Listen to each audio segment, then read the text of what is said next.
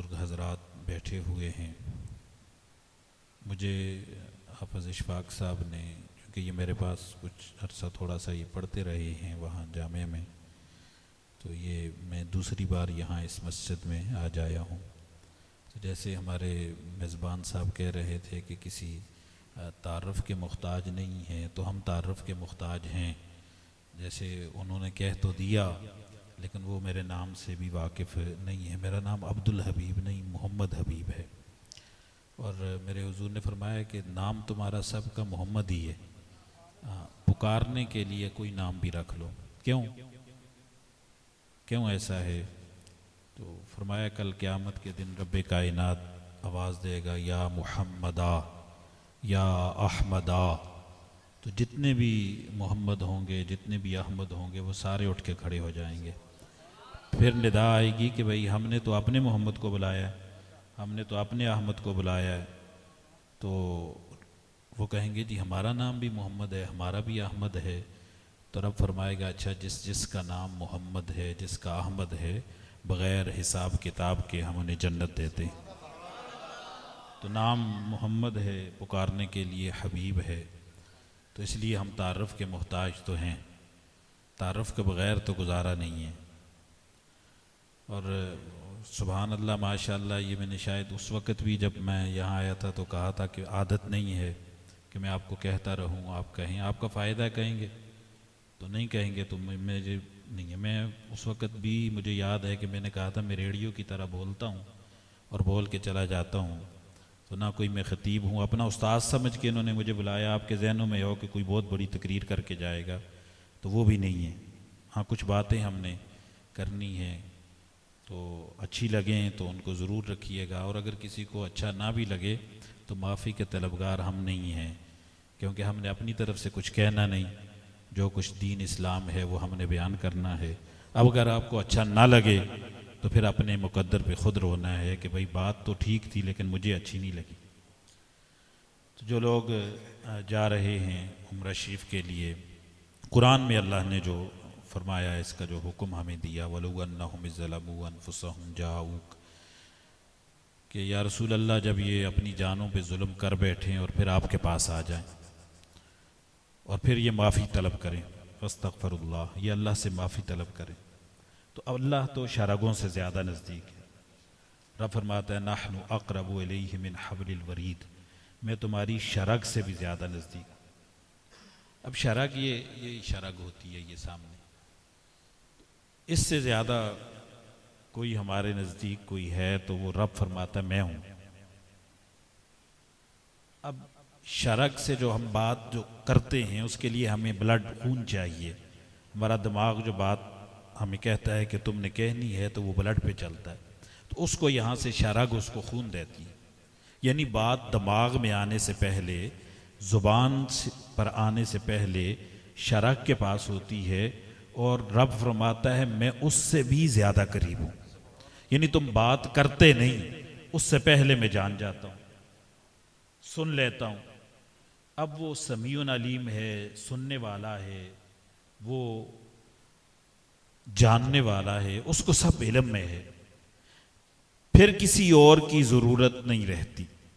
تو جب کہا فاستغفر اللہ، ہم جب کہتے ہیں استغفر اللہ استغفر اللہ، تو پھر اب کسی کی ضرورت نہ رہے، لیکن قرآن کہتا ہے واستغفر لهم الرسول، اور تمہاری سفارش تمہارا رسول بھی کرے، یہ ضروری ہے۔ صرف مجھ سے معافی مانگو گے تو نہیں، ہاں میرا حبیب تمہاری سفارش کر دے تو پھر ہم مان لیں گے۔ اس کو یوں سمجھیے کہ جیسے آپ کا کسی کے پاس کوئی کام پھنس گیا ہے، اب وہ آپ اس کے پاس گئے ہو تو کہتے جی یار یہ میرا کام تو کر دو، وہ یہ جانتا ہے کہ بھئی جو فلاں شخص ہے نا، اس نے مجھے ووٹ دیا، بھی تازہ تازہ ووٹ گزریں، چلیں مثال یہاں لے آتے ہیں، ووٹ گزریں دیے تو آپ نے اپنی پارٹی کو اپنی مرضی سے، میں یہ اب مسلسل کہتا جا رہا ہوں کہ یہ دیے تو آپ نے اپنی مرضی سے، لیکن میں کہتا ہوں میرے استاد گرامی حضرت علامہ مولانا امیر المجاہدین خادم حسین رضوی رحمۃ اللہ تعالی علیہ، بڑے قریب ہم ان کے قدموں میں بیٹھے ہیں، تو بعد میں آپ مشہور ہو گئے تھے، تو ہم تو پڑھتے رہے ہیں ان کے پاس. تو آپ فرمایا کرتے تھے یار جب کوئی بات کہیں کرو نا، یہ سمجھو کہ آج آخری بار ہے، یہ تمہیں دوبارہ نہیں بلائیں گے. تو پھر یہ نہ سوچو کہ بھئی کہنا چاہیے یا نہیں کہنا چاہیے، جو دل میں آتا ہے کہہ دو، کہ بعد میں پچھتاتے رہو یار کہہ دینا چاہیے تھا. تو فرماتے تھے کہ لوگوں کو یہ نہ کہا کرو کہ ہم تمہارے ضمیر جگا رہے ہیں، بلکہ کہتے ہیں کہا کرو کہ ہم تمہارے ضمیروں کو ٹھڈے مارتے ہیں، شاید تمہاری غیرت جاگ جائے. جب تم مہریں لگا رہے تھے کسی ایک نشان پہ، میں نشانوں کے نام نہیں لیتا لیکن آپ سمجھ جائیں گے میری بات سے، جنہوں نے ختم نبوت پہ حملہ کیا، آپ وہاں جب مہر لگا رہے تھے، ان کے حق میں گواہی دے رہے تھے، انہیں تم معتبر جان رہے تھے، ان کے بارے میں تم کہہ رہے تھے کہ یہ دوسروں سے بہتر ہے. قرآن میں اللہ نے فرمایا نا کہ جب تم فیصلہ کرنے لگو، وَإِذَا حَكَمْتُمْ بَيْنَ النَّاسِ أَن تَحْكُمُوا بِالْعَدْلِ، جب تم دو آدمیوں کے درمیان فیصلہ کرنے لگو تو پھر عدل کے ساتھ کرنا. اگر ایسا نہیں کرو گے تو حضرت عبداللہ ابن عمر رضی اللہ تعالیٰ عنہ، حضرت عثمان غنی کے دور میں انہوں نے کہا جج بن جاؤ. انہوں نے کہا میں نہیں بنتا بھائی جج. کیوں؟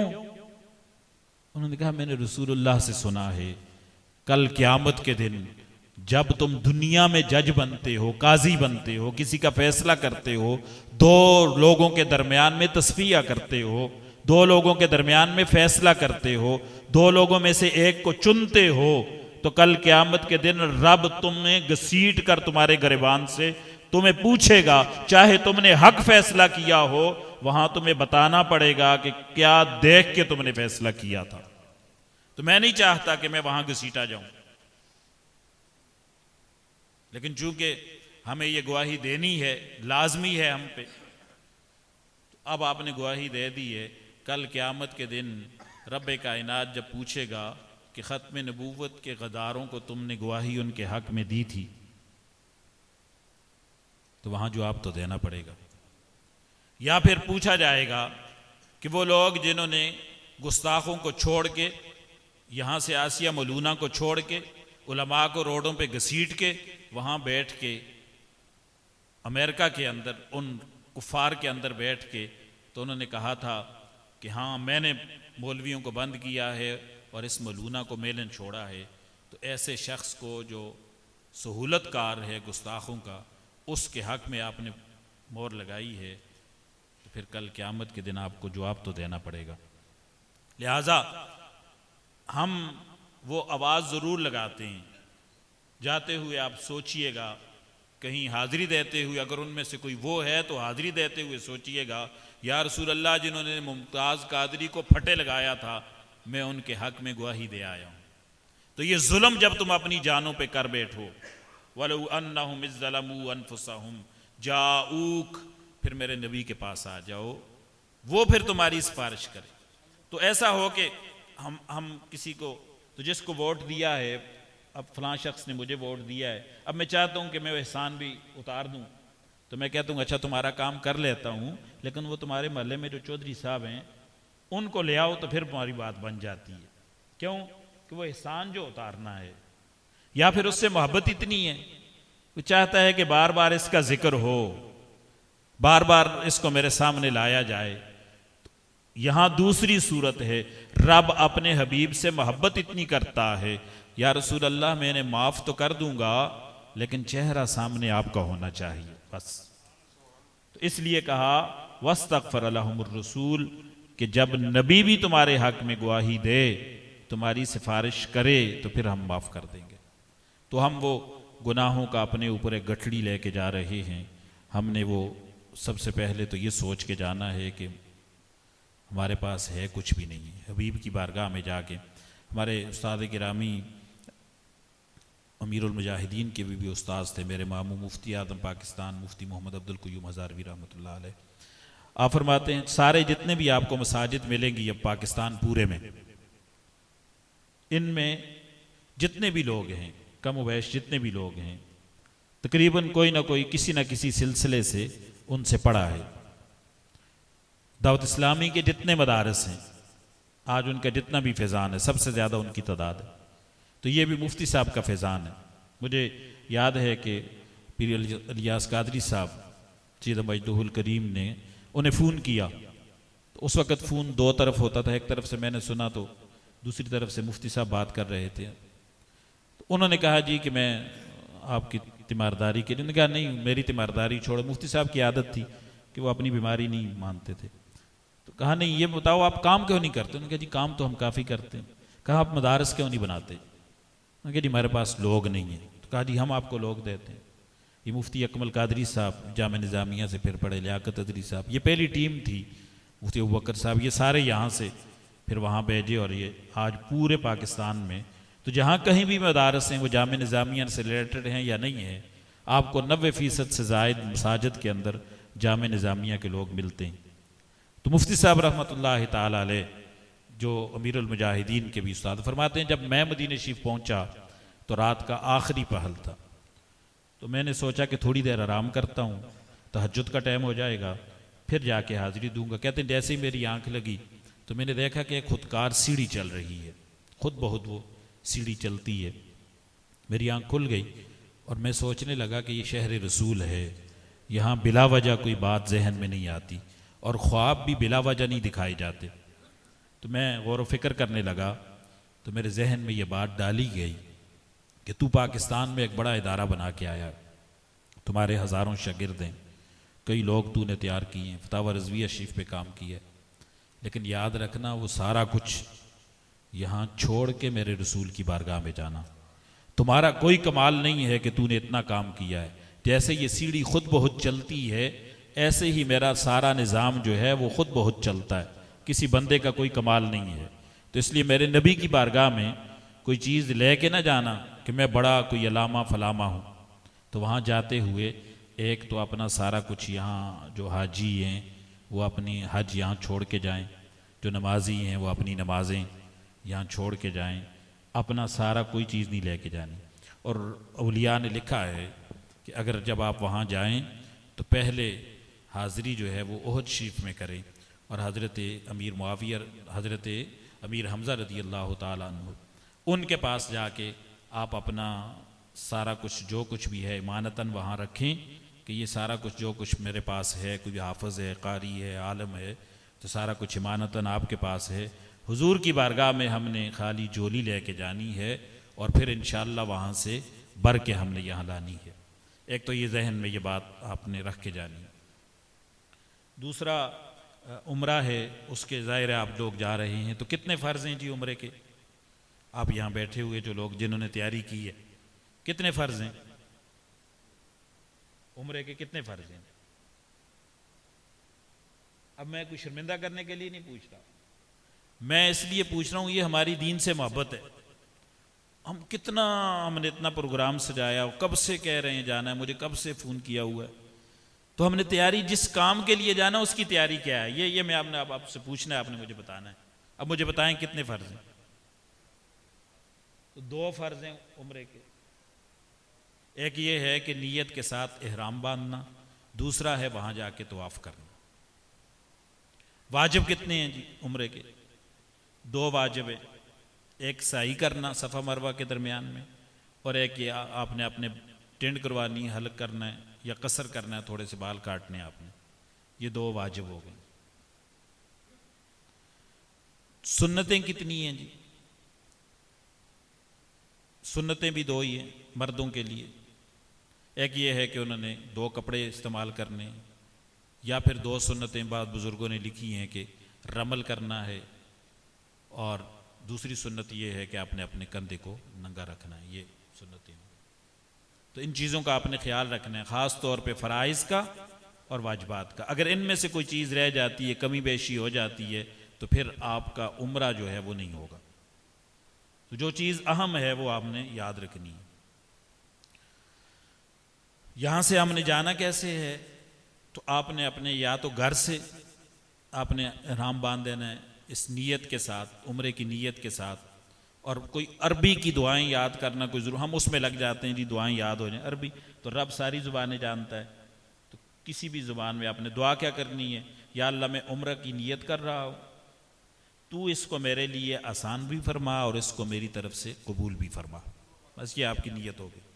اب آپ نے اپنا احرام باندھا, ٹائم ہے تو آپ نے غسل کر کے یہ سارا کچھ کر لیا، اب ٹائم ہے تو 2 نفل آپ پڑھ کے نیت کر لیں، چاہے وہ ایئرپورٹ سے کر لیں، بہتر ہے کہ اپنے گھر سے کر کے جائیں یا ایئرپورٹ سے کر لیں۔ پھر یا یہ ہے کہ وہ درمیان میں جہاز کا ایک ٹائم ہوتا ہے کہ وہ کہتے ہیں جی اب آپ کا میقات شروع ہونے لگا ہے، لیکن اس کا چونکہ بسا اوقات پتہ نہیں چلتا، تو میقات سے بغیر احرام کے گزر جانا یہ ہم پہ دم لازم ہو جاتا ہے۔ پھر وہاں جن چیزوں کا خیال رکھنا ہے، ہم نے کوئی چیز اتارنی نہیں ہے، یہ داڑھی کے بال بھی ہیں، ان کو بھی ہم اتار نہیں سکتے، کنگھی نہیں کرتے، خوشبو نہیں لگانی، ایسی چیز کے قریب نہیں جانا۔ اسی لیے جب ہم عمرے کی نیت سے جب جائیں تو پھر اس وقت کوشش کریں کہ دیوار کے قریب نہ جائیں، بیت اللہ شریف کے، تاکہ وہاں خوشبو لگی ہوتی ہے وہ خوشبو آپ کے ساتھ نہ لگ جائے۔ یہ وہ چیزیں ہیں جن کا آپ نے خیال کرنا ہے۔ دعائیں آپ کوئی بھی مانگیں وہاں یہ ساری دعائیں ہوں گی۔ اس کے بعد ہم مدینہ شریف آئیں گے۔ مدینہ شریف وہ جیسے وہ حضرت فرما رہے تھے کہ بھئی مدینہ شریف آ گئے ہیں، یہ آپ کو لے جائیں گے، میں نہیں لے جا سکتا، وہاں لے جانا بڑا مشکل ہے۔ وہاں جب جاتے ہیں تو پھر رنگ بھی چڑھنا چاہیے، پھر پتہ چلے کہ ہاں یہ مدینہ شریف گئے ہیں اور ان پہ کچھ رنگ بھی چڑھا ہے، نظر بھی آ رہا ہے کہ یہ مدینے والے ہیں۔ صرف نام مدنی نہیں، اس کا کام بھی مدنی ہے۔ حضرت امام محمد، یہ ہمارے آئمہ میں سے، آئمہ احناف میں سے یہ امام محمد ہے۔ تو آپ ایک بازار سے گزرا کرتے تھے، ساری زندگی گزر گئی، آپ بڑھاپے کے قریب چلے گئے، تو ایک دن ایک عیسائی، وہ بھی بوڑھا تھا، وہ بھاگ کے آیا، اس نے کہا جی مجھے کلمہ پڑھاؤ، میں نے مسلمان ہونا ہے۔ تو آپ نے پوچھا بھئی کیوں مسلمان ہونا؟ میں نے تو تجھے دعوت نہیں دی۔ انہوں نے کہا میں نے ساری زندگی آپ کو اس بازار میں سے گزرتے دیکھا ہے، آج تک آپ نے نظر اٹھا کے نہیں دیکھا، تو آج میرے دل میں یہ بات آئی ہے، جس امت کا چھوٹا محمد ایسا ہے، اس امت کا بڑا محمد کیسا ہوگا۔ یعنی آپ کو دیکھ کے پتہ چلے کہ آپ مدنی ہیں، محمدی ہیں، یہ نہ ہو کہ لوگ کہیں جی یہ مدنی ہیں۔ حاجی کہلانا، میرے حضور فرماتے ہیں کل قیامت کے دن حج اللہ منہ پہ مار دے گا۔ کیوں؟ جی تو نے لوگوں کو دکھلانے کے لیے کہا تھا کہ مجھے حاجی ہو، اب ہم اسپیشل اپنے نام کے ساتھ، وہ کسی نے آدمی کا ایک نام تھا تو اس نے کہا جی کیا نام ہے تمہارا؟ اس نے کہا جی میرا نام حاجی عبدالعزیز ہے، بڑا پکا کر کے ہم کہتے ہیں نا حاجی عبدالعزیز ہے۔ اس سے پوچھا تمہارا کیا نام ہے؟ اس نے کہا میرا نام نمازی عبدالرحیم ہے۔ اس نے کہا بھئی یہ کیا مسئلہ ہے؟ اس نے کہا تم نے ایک حج کیا ہے اور اپنے نام کے ساتھ حاجی لکھنے، میں تو 5 پڑھتا ہوں روز، تو میں نمازی کیوں نہ لکھوں اپنے نام کے ساتھ؟ تو وہ جو ہم نے حاجی کہلوانا ہوتا ہے وہ رب فرماتا ہے میں منہ پہ مار دوں گا، کہ تم نے دنیا کو کہلانے کے لیے کیا تھا وہ ہو گیا۔ لہذا یہ چیز بھی ہم نے یہاں رکھنی ہے، اپنے ذہن میں رکھنا جو میں کہہ رہا ہوں، آپ نے فرائض، آپ نے واجبات، سنتیں یاد رکھنی ہے، پھر وہاں جانے کا مقصد کیا ہے وہ مقصد ہم نے یاد رکھنا ہے۔ مقصد کیا ہے وہاں جانے کا؟ اللہ تو جیسا میں نے شروع میں کہا، رب فرماتا ہے نحن اقرب الیہ من حبل الورید، میں تمہاری شرگوں سے بھی زیادہ نزدیک ہوں۔ وہ یہاں بھی سن سکتا ہے، دعا ہم گھر میں بیٹھ کے کریں وہ بھی ہو سکتی ہے، ماں باپ سے کروا لیں۔ کامل حج کا ثواب ہے کہ اگر والدین کو آپ راضی ہو کے دیکھیں اور وہ بھی آپ سے راضی ہوں تو کامل حج کا، یعنی ایسا حج جو مقبول ہے، قبول ہو گیا ہے۔ اس عمرے کا جو آپ جا رہے ہیں آپ نہیں جانتے قبول ہے یا نہیں، لیکن ماں باپ کو اس نظر سے دیکھنا آپ کو حج کا ثواب ہے، اور وہ بھی مقبول حج کا۔ تو پھر گھر میں حج کر لیں۔ وہاں ہم کیوں جاتے ہیں؟ وہاں جا کے دعائیں کیوں کرتے ہیں؟ وہاں قبول کیوں ہوتا ہے؟ مٹی تو وہی ہے، وہی پتھر ہے۔ بلکہ میں کہا کرتا ہوں کہ آپ مکہ شریف جائیں تو کالے پہاڑ آپ کو نظر آتے ہیں، سیاہ پہاڑ ہے، کوئی سبزہ آپ کو نظر نہیں آتا، کوئی جیسے انسان فطرتی طور پر یہ حسن مزاج، اس کا مزاج ایسا ہے، حسن ہے اس کے مزاج میں، وہ دیکھتا ہے خوش ہوتا ہے، چاہے وہ کسی انسان کو دیکھ کے اس کا مزاج حسن ایسا ہو، یا پھر کئی لوگ پہاڑوں کو دیکھ کے خوش ہوتے ہیں، دریاؤں کو دیکھ کے لوگ خوش ہوتے ہیں۔ مولا تو نے اپنے گھر میں ایسی کوئی چیز نہیں رکھی، کوئی دریا نہیں، کوئی بہتی نہر نہیں، ہمیں کوئی سبزہ نظر نہیں آتا، کوئی جنگل نظر نہیں آتا، ہمیں کوئی وہاں پھل فروٹ کے درخت نظر نہیں آتے، وہاں کوئی ایسی شے ہے نہیں جس کا تو ذکر کرتا ہے کہ جنت میں نے یہ بھی رکھا ہے یہ بھی رکھا ہے، کوئی چیز ہمیں ظاہری ایسی نظر نہیں آتی، مولا اپنے گھر میں تو نے ایسا کیوں نہیں کیا، پوری دنیا تو نے خوبصورت بنا دی ہے۔ تو ہمارے محدثین کہتے ہیں گویا رب یہ چاہتا ہے کہ یہاں آ کے ان کے ذہن میں اور کچھ بھی نہ ہو، صرف میرا گھر ہو بس، باہر نکلیں تو کسی چیز میں محو نہ ہو جائیں، گم نہ ہو جائیں، دریا ہو تو اس کے کنارے بیٹھے رہیں گے، سبزہ ہو تو وہاں بیٹھے رہیں گے، باہر نکلیں کالے پہاڑ نظر آئیں اور پھر واپس جائیں، انہیں نظر آئے تو صرف میرا گھر نظر آئے بس، ان کا دل چاہے باہر نکل کے کہ دوبارہ اس میں جائیں۔ لیکن وہ گھر تو ہیبت والا ہے، وہاں تو آپ تو نیک لوگ ہیں، آپ جب جائیں گے تو آپ تو حضرت با یزید کی طرح جائیں گے نا، آپ تو ولی اللہ ہے کہ وہاں گئے حضرت با یزید کسی نیچے دیکھ رہے تھے، ان کی بیت اللہ کی طرف دیکھا ہی نہیں، لوگوں نے کہا بھئی اس کو دیکھو تو صحیح، اس کو دیکھ کے دعائیں قبول ہوتی ہیں۔ آپ نے فرمایا میں اس کو دیکھنا تھوڑی ہی آیا ہوں، یہ تو پتھر کا ہے، میں تو اس کو دیکھنے آیا ہوں جس نے اس کو بنایا ہے، میں تو اس کو دیکھنے آیا ہوں، وہ نظر آئے گا تو پھر دیکھوں گا۔ آپ تو اس طرح جاتے ہیں، اور ہم جیسے گناہگار بزرگ کہتے ہیں کہ ایک نوجوان بیت اللہ کا طواف کرتا جا رہا ہے اور روتا جا رہا ہے، یا اللہ میں بہت سیاکار ہوں، میرے گناہ بڑے سخت ہیں، تو مجھے معاف کر دے۔ اتنی آہذاری اس کی جب ہوئی تو جو ساتھ والے لوگ چل رہے تھے انہوں نے بھی اس کے حق میں دعا مانگنا شروع، یا اللہ اس کو معاف کر دے، یہ کوئی بہت گناہگار آدمی ہے، وہ کوئی بہت سیاکار ہے، اس کا گناہ بہت زیادہ ہے، معاف کر دے۔ جب وہ بھی دعائیں مانگ مانگ کے تھک گئے اور وہ نوجوان اسی طرح دعائیں مانگتا جا رہا ہے، چہرے کو دیکھ کے نظر نہ آئے، پھر ایک نے ہمت کر کے آگے بڑھا، اس نے کہا وہ معاف کر دے گا رب، اتنا نہ رو، بتا تیرا گناہ کیا ہے، تو ہے کون؟ اس نے کپڑا اوپر کیا تو حضرت امام زین العابدین تھے، وہ زین العابدین جنہیں عبادت گزاروں کی زینت کہا جاتا ہے، ساری زندگی جنہوں نے روتے روتے گزار دی، ہنسے نہیں کبھی، ساری زندگی عبادت میں گزر گئی ہے، ان کی یہ حالت ہے۔ اور ہماری حالتیں وہاں کیا ہوتی ہیں؟ جی لائیو کال کرنی ہے میرے لیے، وہاں ہمارے ہاتھ میں موبائل ہے، اس جگہ پہ جہاں جا کے بڑوں بڑوں کی آواز حضرت امام زین العابدین کے بارے میں آتا ہے، آپ وہاں جا کے خاموشی کے ساتھ جا رہے ہیں، کسی نے کہا تلبیہ کہیں، لبیک اللہم لبیک کہیں، فرمایا اگر میں لبیک اللہم لبیک کہوں تم تو سننے والے ہو، تمہیں تو آگے سے جواب ملتا ہوگا کہ لبیک لبیک، رب بھی یہ کہتا ہوگا ہاں تو حاضر ہو گیا ہے، تمہاری حاضری قبول ہے، لیکن مجھے ڈر لگتا ہے کہ اگر میں لبیک کہوں تو آگے سے جواب آئے لا لبیک، تو پھر میں کیا کروں گا؟ انہوں نے کہا جی کہنا تو پڑے گا، تلبیہ ہے، واجب ہے، ایک بار کہنا پڑے گا۔ کہتے ہیں بس وہ ایک ہی بار کہا تھا لبیک اللہم لبیک، تو بے ہوش ہو کے گر پڑے تھے، بس پھر نہیں کہہ سکے۔ وہ گھر ایسا نہیں ہے کہ ہم یہاں سے مبارکبادیں لیتے جائیں اور پھر وہاں جا کے سارا کچھ بھول جائیں۔ یہاں سے ہم کہتے ہیں کوئی ایک بار وہاں پہنچا دے ہمیں، تو ہم کہیں بھی رہ لیں گے، مدینے کی گلیاں، مدینے کے ذرے، بڑا یہاں سے ہم عاشق رسول جاتے ہیں، وہاں جا کے ہمیں یاد آتا رہتا ہے یہ ہوٹل دور ہے، اس کی کنڈی نہیں لگی ہوئی، چونکہ ہم تھوڑا بہت اس کا کام کرتے ہیں، ہمیں اس کا تجربہ ہے، وہاں پہنچیں گے۔ ایک صاحب کی میرے پاس ویڈیو اب بھی ہے، تو وہ کیا کہتے ہیں یہ جو دروازہ ہے نا اس کے پیچھے وہ ہینگر نہیں لگا ہوا کوئی چیز رکھنے کے لیے، یہ دور پڑا ہے، وہاں جا کے کسی چیز کو ایسا نہیں کہنا، جو ہو گیا اس کو یہی سمجھیں یہ شہر رسول ہے۔ حضرت رابعہ بصریہ بہت بڑی بزرگ گزری ہے، حضرت حسن بصری اور یہ ایک دور میں گزرے ہیں، بہت بڑی اللہ کی ولیہ تھی۔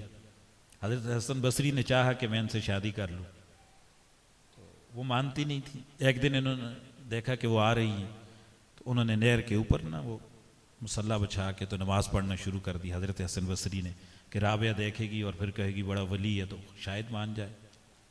تو جیسے ہی 2 نفل پڑھ کے سلام پھیرا تو آسمان کی طرف نظر کی تو رابعہ بصریہ نے اوپر ہوا کے اندر مصلی ڈالا ہوا تھا، کہا تو ہی نہیں ہے کوئی اور بھی ہے۔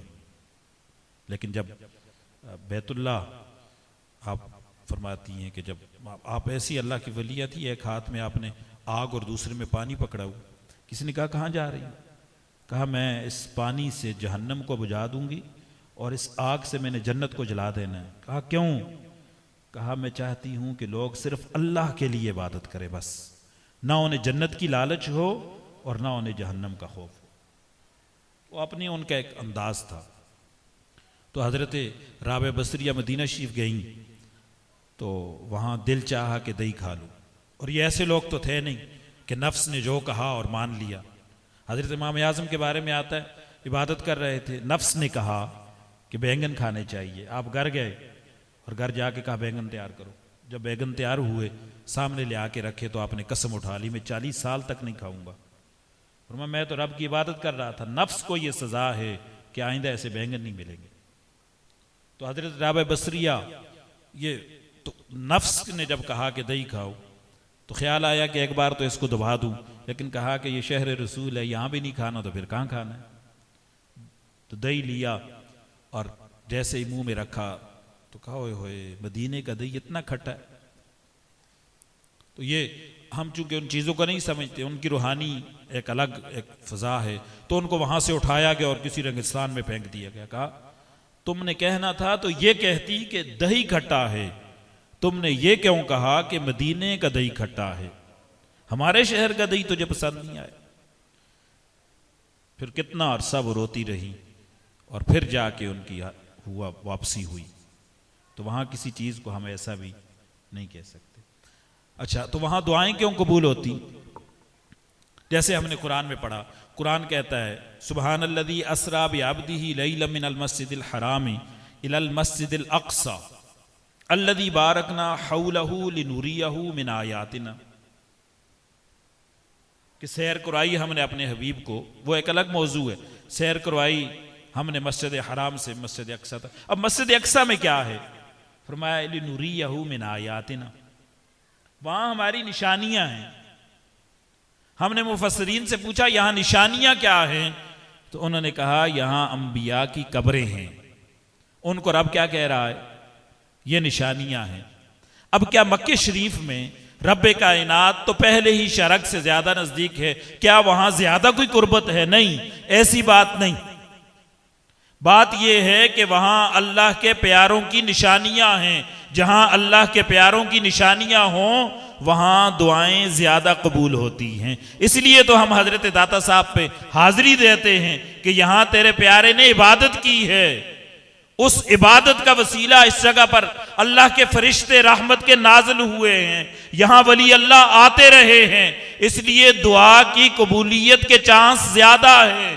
اس لیے تو معین الدین وہاں سے چلے، ہند سے، وگرنہ رب تو وہاں بھی موجود تھا، وہی تھے معین الدین چشتی اجمیری، وہاں بھی دنیا ان کو جانتی تھی، لیکن پہلے وہ حال نہیں تھا۔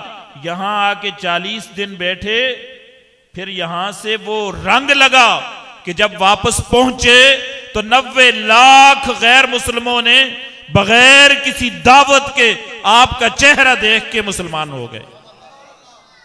معلوم یہ ہوا یہاں اللہ کے پیارے، چلے داتا صاحب کو تم نہیں مانتے، نہ مانو، یہ تو تمہاری اپنی قسمت کی بات ہے، لیکن اس گھر کو تو مانتے ہو، پھر ہمیں بتاؤ وہاں دعائیں قبول کیوں زیادہ ہوتی؟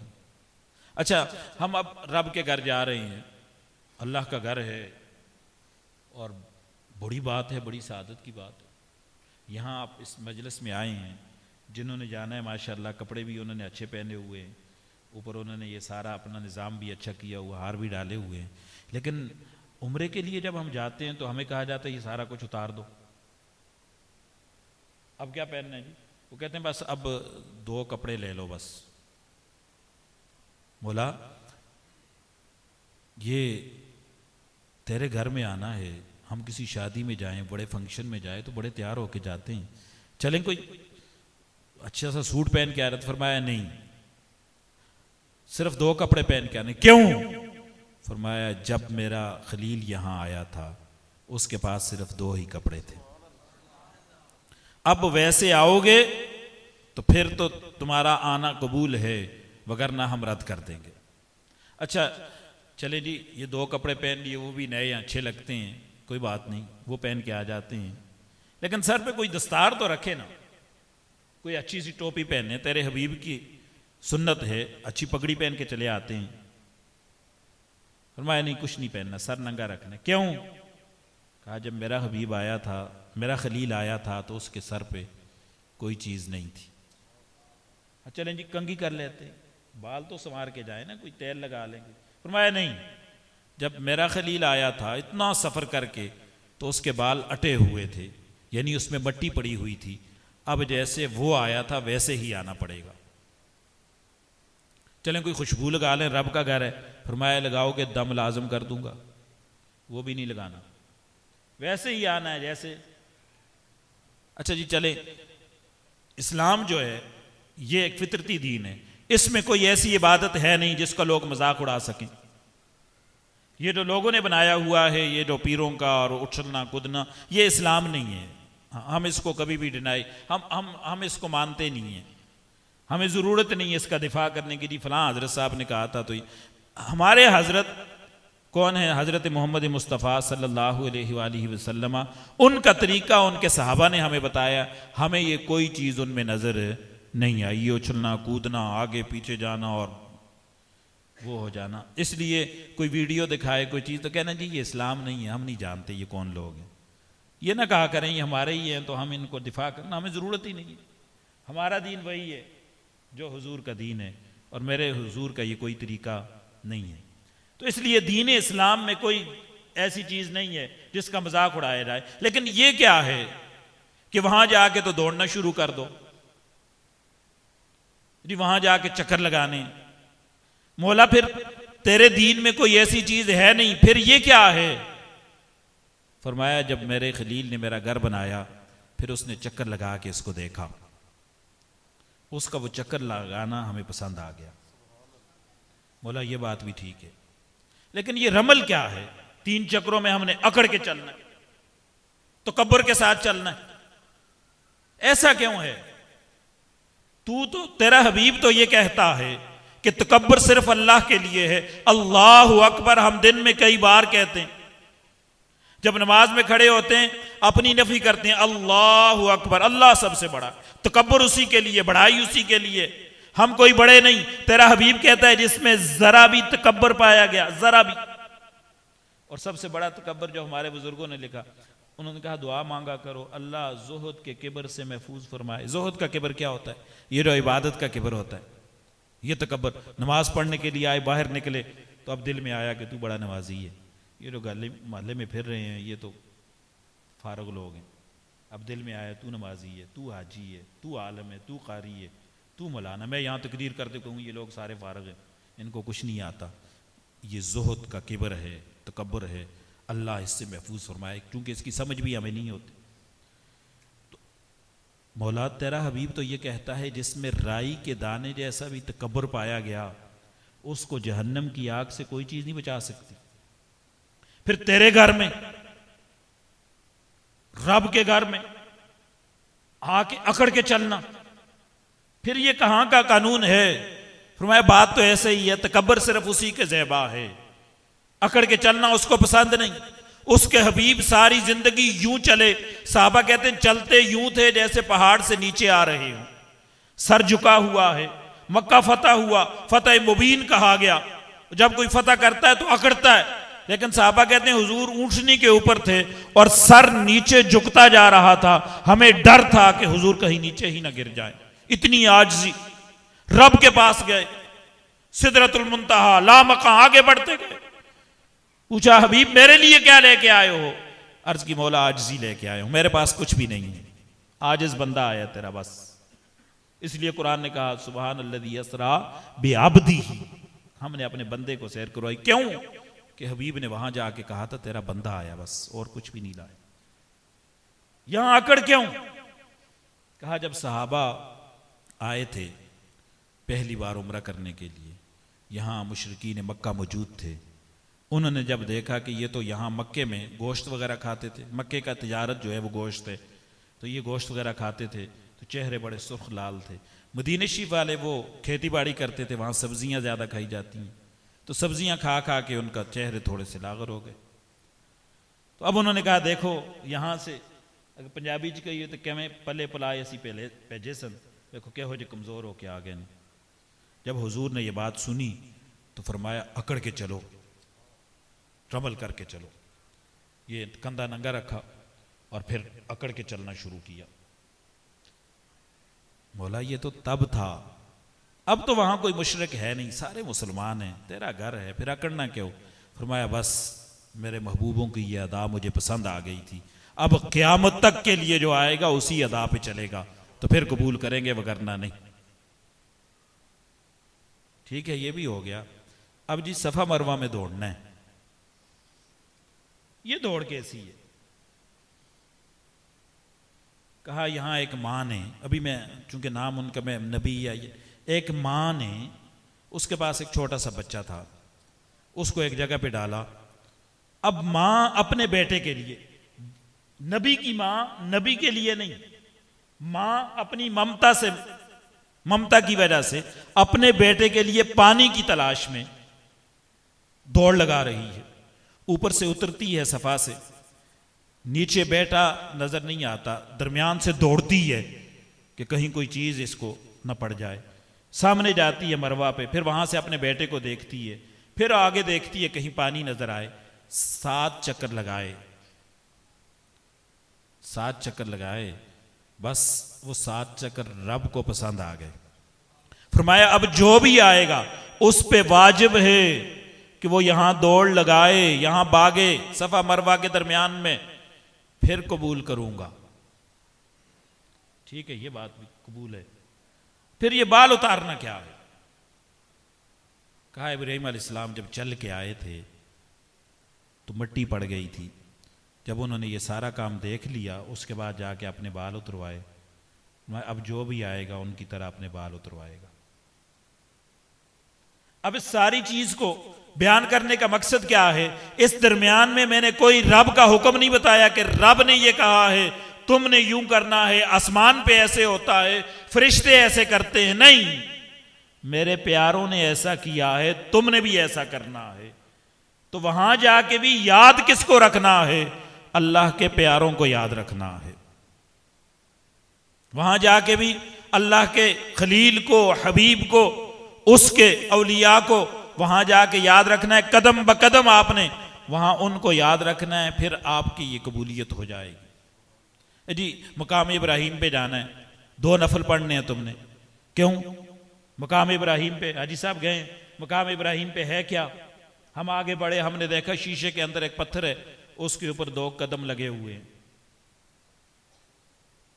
وہاں بھی تو سارا پتھر کا پتھر ہے, چومتے کیوں ہو, وہاں جاتے کیوں ہو؟ حضرت عمر فاروق رضی اللہ تعالیٰ عنہ نے حجر اسود کو دیکھ کے آپ نے فرمایا تھا کہ تو پتھر ہے, نہ تو فائدہ دے سکتا ہے اور نہ تو مجھے نقصان پہنچا سکتا ہے. اگر میں نے تجھے رسول اللہ کو چومتے ہوئے نہ دیکھا ہوتا تو میں کبھی بھی تجھے چومتا نہ. یہ حضرت عمر نے کہا. حضرت علی نے کہا عمر یہ نفع بھی دیتا ہے اور نقصان بھی دیتا ہے, جو اس کو دیکھ لیتا ہے اس پہ جنت واجب ہو جاتی ہے, اور جو اس کا منکر ہے وہ جہنم کا حقدار ہو جاتا ہے. تو یہ ہے آپ کا عمرہ. اب میرے اعلیٰ حضرت فرماتے ہیں بھئی اب تم نے یہ دیکھ لیا ہے, اب روزہ دیکھ لیا ہے, تو اب کہیں اور چلیں, آؤ شہنشاہ کا روزہ دیکھیں. تو وہاں جانا بہت مشکل بھی ہے, وہاں پہنچنا مشکل بھی ہے اور آسان بھی ہے. جس کو وہ چاہتے ہیں اس کو وہ بلا لیتے. پیسوں سے کوئی نہیں جاتا. ہاں کوئی کہے میں پچھلے سال گیا ہوں, میں غریب آدمی, ایک مدرسے میں استاد ہوں, میری کوئی 14-15 ہزار تنخواہ ہے, اور میں نے اس سے, اب میری بیوی فوت ہو گئی, اللہ اس کی بخشش کرے, میرے والدین, ہم 4 لوگوں نے حج کیا 2016 میں. یقین کریں میرا 1 روپیہ نہیں لگا. وہاں گئے ہیں, سب کچھ کیا ہے, کچھ بھی نہیں لگا. پچھلے سال عمرہ کرنے کے لیے گئے ہیں, ایسے ہی وسیلہ بن گیا, کوئی ایسے کہیں پر گئے تقریر کرنے, وہاں کسی نے کہہ دیا بھئی چلو مولوی کو بھی بھیج دیتے ہیں. انہوں نے اپنا سارا انتظام کر دیا, بھیج دیا. اب جو پیسے لے کے جانے تھے 1050 ریال میرے پاس تھے. میں وہاں گیا ہوں, میرے ساتھ ایک اور بھی میرے طرح کا کوئی آدمی تھا، اس کا کھانا پینا، اس کی کھجوریں، یہ وہ سارا کچھ لے کے لاہور ایئرپورٹ جب میں اترا تو میرے پاس 1050 ریال موجود تھے. گویا مجھے یہ بتایا گیا کہ بھئی تو پیسوں کی وجہ سے نہیں آیا، یہاں جو آتا ہے جس کو ہم چاہتے ہیں اس کو بلا لیتے ہیں، بس اس کی مرضی ہے وہاں بلا، اور وہاں جا کے ہم حساب کتاب شروع کر دیتے ہیں. چائے پینی ہے جی 3 ریال کی، اس کو ہم 80 سے ضرب دیتے ہیں، اوئے ہوئے ہوئے یہ تو 240 ہو گئے، چھوڑو جی چائے نہیں پیتے. یہ بھی یاد رکھا کریں کہ وہاں جو آپ خرچ کرتے ہیں 1 روپیہ یا 1 ریال، اس کا ثواب بھی 1 لاکھ ہے. اس ثواب کو بھی تو ملٹیپلائی کیا کرے نا، اس کو بھی لگائے، وہاں خرچ کیا کرے. اس خرچ کا بدلہ کیا ہے؟ میرے رسول اللہ فرماتے ہیں جس نے امیر ہونا ہو وہ حج کر کے یا عمرہ کر کے آ جائے، اللہ اس کو غنی کر دے گا، اس کی غربت اللہ دور کر دے گا. تو وہاں جا کے خرچ بھی کیا کرے. اب شہر رسول میں ہم نے حاضری کرنی ہے، اور بس 2-4 باتیں، وہاں کی زیادہ حاضری ہم کر ہی نہیں سکتے کہ وہاں تو بڑے بڑے لوگ جو ہیں، حضرت با یزید جیسے لوگ، حضرت جنید بغدادی جیسے لوگ، اللہ کے وہ ولی جن کی قسمیں کھا کر رب پر ڈال دیں قسمیں. میرے حضور نے فرمایا بعض لوگ ایسے ہیں کہ ان کی قسم اللہ پہ ڈال دی جائے تو اللہ تمہاری بات کو پورا کر دیتا ہے، اور حضرت جنید اور حضرت با یزید ان میں سے ہیں. لیکن وہ وہاں جا کے سانس بھی نہیں لیتے تھے، بے ہوش ہو کے گر پڑتے تھے. کیوں؟ کہتے تھے قرآن نے کہا ہے یا ایھا الذین آمنوا لا ترفعوا اصواتکم، اے لوگوں اپنی آوازوں کو بلند مت کرنا. یہاں وہ سانسیں بھی روک لیتے تھے. حضرت امام مالک کے بارے میں آتا ہے کہ وہاں چلتے ہوئے مدینہ شریف میں نیچے قدم نہیں رکھتے تھے، وہ گلیوں میں چلتے تھے تو دیواروں کے ساتھ قدم رکھ کے چلتے تھے. کسی نے کہا یہ کیا کرتے ہو؟ کہا مجھے ڈر لگتا ہے کہ جہاں میرے حضور کے قدم لگے ہوں وہاں میں بھی اپنے قدم لگوں. اس لیے تو میرے اعلیٰ حضرت نے کہا تھا ارے سر کا موقع ہے ہو جانے والے، حرم کی زمین اور قدم رکھ کے چلنا، ارے سر کا موقع ہے ہو جانے والے، یہاں تو سر رکھ کے چلنا چاہیے جہاں حضور کے قدم لگیں. چونکہ ہم عاجز ہیں، ہم ایسا کر نہیں سکتے، لیکن حتی الامکان ہماری کوشش ہونی چاہیے کہ یہ نہ ہو کہ ہمیں سارا کچھ وہاں، بجائے اس کے کہ ہمیں کوئی نفع ہو ہم وہاں سے کوئی نقصان لے کر آ جائیں. حضور علیہ الصلوۃ والسلام کی بارگاہ میں، بس یہ آخری بات اور پھر اجازت، حضور کی بارگاہ میں جو قرآن نے کہا یا ایھا الذین آمنوا لا ترفعوا اصواتکم، اپنی آوازوں کو بھی ہم نے اونچا نہیں کرنا. وہاں خاص طور پر جن چیزوں کا ہم نے خیال رکھنا ہے، ایک تو میں نے شروع میں کہا کہ وہاں کی کسی چیز کو یہ نہیں کہنا کہ یہ ٹھیک نہیں ہے، ہر شے نور علی نور ہے. پھر آپ نے دیکھا کہ جب لوگ باب السلام کے سامنے سے جب اندر مسجد نبوی شریف سے نکلتے ہیں تو جوتیاں ان کے پاس ہوتی ہیں، بڑے زور کے ساتھ جوتیاں نیچے پھینکتے ہیں، اور سامنے حضور کی بارگاہ ہے. تو میں جب وہاں گیا تو میں نے 7-8 دن اپنی 2-3 گھنٹے کی ڈیوٹی لگا لی وہاں پر. میں خود کھڑا ہو جاتا تھا، جو لوگ آتے تھے میں ان کی جوتی میں رکھتا ہوں جناب آپ کی جوتی. جن کو سمجھ آتی تھی وہ تو سمجھ جاتے تھے، جن کو نہیں بھی آتی تھی وہ جو عربی تھے یلا میں پھر بھی پکڑ، کوئی بات ہم نیچے رکھ لیتے ہیں، معافی مشکل میں اس میں کوئی مشکل نہیں، میں رکھ دیتا ہوں آپ کی جوتی. تو وہاں کم از کم اگر کسی کو ہم نہیں کر سکتے تو کم از کم خود ہم نے ادب کرنا ہے کہ وہاں جوتیاں ایسے زور سے حضور کی بارگاہ میں ہم نے نہیں پھینکنی، کہ وہاں یہ نہ ہو کہ بجائے ہم فائدہ لینے کے کوئی نقصان لے کے آ جائے. اور یہ کوئی عام بات نہیں ہے، یہ صحابہ وہاں موجود تھے، ان کی وجہ سے یہ قرآن پاک کی آیت نازل ہوئی. حضور علیہ الصلوۃ والسلام کا گھر کے باہر صحابہ جمع تھے، کسی محفل میں بیٹھے، اور پھر انہوں نے آپس میں اپنے پرانے طریقے پر بات چیت کرنا شروع کر دی. تو حضور علیہ الصلوۃ والسلام کو ناگوار گزرا، لیکن حضور اپنے حلم کی وجہ سے، اپنی نرمی کی وجہ سے انہیں کہہ نہ سکے. رب نے اپنے حبیب کے لیے یہ آیت نازل کر دی کہ میرے حبیب تو نہیں کہہ سکتا تو پھر میری طرف سے کہہ دے ان کو کہ اپنی آوازوں کو اونچا نہ کرنا. اور پھر آگے کیا کہا؟ فرمایا میں تمہارے اعمال کو ضائع کر دوں گا، جتنی بھی تم عبادتیں کرتے ہو میں ساری چھین لوں گا، اور پھر تمہیں میں خبر بھی نہیں ہونے دوں گا. اس لیے بے خبری میں ہم کہیں مارے نہ جائیں.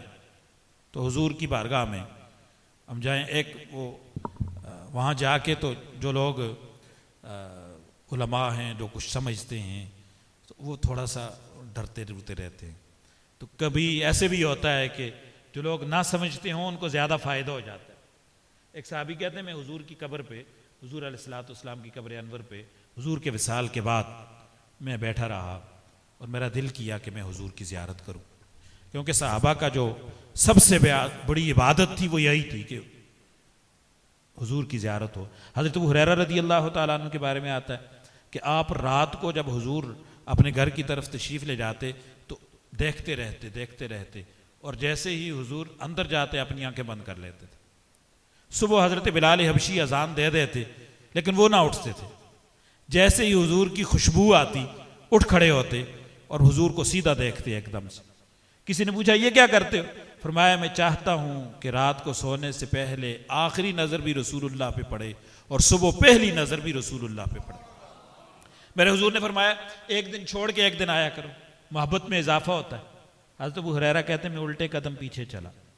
آج لوگ وہاں جائیں نا تو کہتے ہیں جی الٹے قدم کیوں چلتے؟ وہی صحابہ نے ہمیں طریقہ بتایا ادب کا۔ الٹے قدم پیچھے چلا کہ چلے اب کل نہیں آنا، پرسوں آؤں گا تو جب تک ہوں دیکھتا جاؤں۔ فرماتے میں تھوڑا سا پیچھے ہوا، درمیان میں ستون آ گیا، مجھ سے برداشت نہ ہوا، میں دوڑ کے پھر قدموں پہ آ گیا، میں نے سر رکھا اور میں رویا۔ حضور نے فرمایا کیا ہوا؟ میں نے عرض کی یا رسول اللہ مجھ سے تو یہ ستون برداشت نہیں ہوا، ایک دن ہم کیسے برداشت کریں گے؟ تو صحابہ کا تو ایمان یہ تھا، ان کا روزانہ کا معمول یہ تھا کہ بس حضور کا چہرہ ہو اور ہم اس کو دیکھتے رہیں، تکتے رہیں۔ تو حضور علیہ الصلوۃ والسلام کے حضرت ابو ہریرہ رضی اللہ تعالیٰ عنہ، کسی نے پوچھا بیان سارا کچھ کر دیا، سب کچھ بتایا حضور کیسے تھے، سر سے لے کر پیر تک سارا کچھ بتایا۔ پھر کسی نے پوچھا ابو ہریرہ بتاؤ حضور کیسے تھے؟ فرمایا یار کبھی دیکھا ہی نہیں۔ کیوں؟ وہ جو نظر تھی دیکھنے والی وہ الگ تھی۔ حضرت حسان نے وَأَحْسَنُ مِنْكَ لَمْ تَرَ قَطُّ عَيْنِي، جب یہ سارا کچھ لکھا میری نظر نے آپ سے زیادہ خوبصورت نہیں دیکھا، تو اس سے پہلے محدثین نے لکھا کہ چہرے پہ ایسے ہاتھ رکھتے تھے۔ کیوں؟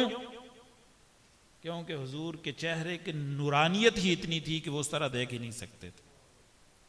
تو حضور علیہ الصلوۃ والسلام کے اس در پر جو حاضری کا طریقہ ہے تو وہ کہتے ہیں صحابی کہتے ہیں میں 3 دن تک بیٹھا رہا کہ حضور کی زیارت ہو جائے، کیونکہ اب اس کے بغیر گزارا نہیں تھا۔ حضور کا تو یہ تو انسان ہے نا کہ حضور کو حضرت بلال حبشی حضور کے بعد گلیوں میں پھرتے تھے اور پوچھتے تھے بتاؤ میرے رسول کہاں، میرے نبی کہاں، پھر مدینہ چھوڑ دیا۔ یہ انسان ہے۔ اور حضور کے دراز گوش جن کو یافور کہا جاتا ہے، انہوں نے اپنے آپ کو ایک گڑھے میں گرا دیا اور پھر اپنے آپ کو ختم کر دیا۔ حضور جس اونٹنی پر سواری فرماتے تھے وہ ایک جگہ پہ بیٹھی رہی، 3 دن تک اس کی آنکھوں سے آنسو جاری رہے اور پھر وہ ختم ہو گئی۔ ایک وہ جو گھروں کے اندر ہوتی ہے، وہ جس طرح یہ آپ کی چھپکلی ہے اس طرح کی ایک وہ ہوتی ہے، گلو اس کو کہتے ہیں، وہ گھر کی ہوتی۔ حضور جب تشریف لے آتے وہ وہاں بیٹھ جاتی اور پھر زیارت کرتی رہتی۔ حضور کے بعد وہ بھی کسی کو نظر نہیں آئی۔ تو یہ ان کا طریقہ کار تھا۔ وہ کہتے میں 3 دن تک بیٹھا رہا زیارت ہو جائے، لیکن مجھے زیارت نہیں ہوئی۔ تیسرے دن ایک دیہاتی آیا، جو آیت میں نے شروع میں پڑھی، وہ آیا اور اس نے آ کے عرب کے طریقے پر مٹی اپنے سر میں ڈالی اور اس نے کہا وَلَوْ أَنَّهُمْ إِذْ ظَلَمُوا أَنفُسَهُمْ جَاءُوكَ۔ قرآن تو یہ کہتا ہے کہ جب اپنی جانوں پہ ظلم کر بیٹھو، تو میں تو اپنی جان پہ ظلم کر بیٹھا ہوں، اب میں آپ کے پاس آیا ہوں تو اب آپ میری سفارش کریے۔ آپ تو دنیا سے تشریف لے گئے، اب میرا کیا بنے گا؟ وہ روتے روتے وہ دیہاتی صحابی جب باہر چلے گئے تو کہتے ہیں ایک دم سے میری آنکھ لگی اور قسمت جاگی، حضور کی زیارت ہو گئی، میں بڑا خوش ہوا، زیارت ہوئی۔ فرمایا جاؤ پہلے دوڑ کے اس رابی کو جا کے کہہ کے آؤ اللہ نے تمہاری بخشش کر دی ہے، تمہیں معاف کر دیا۔ تو مدینہ شریف اس یقین کے ساتھ جانا ہے کہ وہاں جا کے ہماری بخشش بھی ہونی ہے، وہاں آداب کو بھی ملحوظ خاطر رکھنا ہے۔ پھر وہاں سے جیسا میں نے کہا کچھ مدنی بن کے بھی آنا ہے، کچھ خوشبو وہاں کی لگا کے بھی آنا ہے۔ چہرہ موہرا جن کا نہیں ہے، میں نہیں جانتا آپ میں سے کون کون جا رہا، کسی کی داڑھی ہے یا نہیں، لیکن یہ یاد رکھنا ایک صحابی تھے ان کے چہرے پہ ایک ہی وہ بال تھا، تو حضور اسے دیکھتے تھے جیسے یہ میرے بھائی ہیں یا میں ہوں، ہماری یہ داڑھیاں کم ہیں نا، تو ہمیں نہیں بری لگتی، لوگوں کو لگتی ہوں گی، ہمیں نہیں، بڑی اچھی لگتی ہیں کیونکہ میرے رسول اللہ کی یہ سنت ہے۔ تو وہ ایک ہی بال تھا، تو حضور آتے اسے دیکھتے مسکراتے، تو ایک دن انہوں نے ہاتھ پھیرا تو وہ بال اتر گیا۔ حضور جب آئے تو حضور نے چہرہ پھیر لیا، وہ روئے اور ان کا یا رسول اللہ مجھ سے کوئی غلطی ہوئی؟ فرمایا تم کیا سمجھتے ہو ہم تمہارا چہرہ دیکھ کے مسکراتے تھے؟ نہیں، بلکہ ہم یہ دیکھتے تھے کہ ایک ہی بال ہے لیکن ہماری سنت کو زندہ رکھا ہوا ہے۔ آج تمہارے چہرے پہ وہ نہیں۔ اب وہ صحابی تھے، غلطی سے اترا تھا، حضور نے ان سے چہرہ پھیر لیا۔ آج کے دور میں ہم کون ہیں؟ روزانہ اٹھ کے اس کو اتارتے۔ اچھا کوئی کہے رکھ لو تو کہتے ہیں جی اب یہ داڑھی رکھ کے جھوٹ بولیں گے۔ تو مجھے بتاؤ تم کلمہ پڑھ کے جھوٹ نہیں بولتے، پھر کلمہ چھوڑ دو گے؟ بھائی یہ رکھو، ہو سکتا ہے اس سے ہمیں کوئی شرم آ جائے۔ داڑھی ہوتی ہے تو پھر بندہ کہتا ہے یار نہیں، اب دیکھو نا لوگ کیا کہیں گے چہرے پہ داڑھی، یہ روکتی ہے۔ تو وہاں جائیں تو یہ رنگ لے کے آنا چاہیے، حضور جیسا، حضور کے لباس جیسا، حضور کے اٹھنے بیٹھنے جیسا، حضور کے چلنے جیسا، یہ بتکلف ہمیں کرنا چاہیے تاکہ ہم سنتوں کے امین بھی ہو جائیں، عامل بھی ہو جائیں۔ جانے والوں کو ایک بار پھر مبارکباد، دعا کی درخواست، سلام کی درخواست، اور آپ سب حضرات سے اجازت۔ وآخر دعوانا ان الحمدللہ رب العالمین۔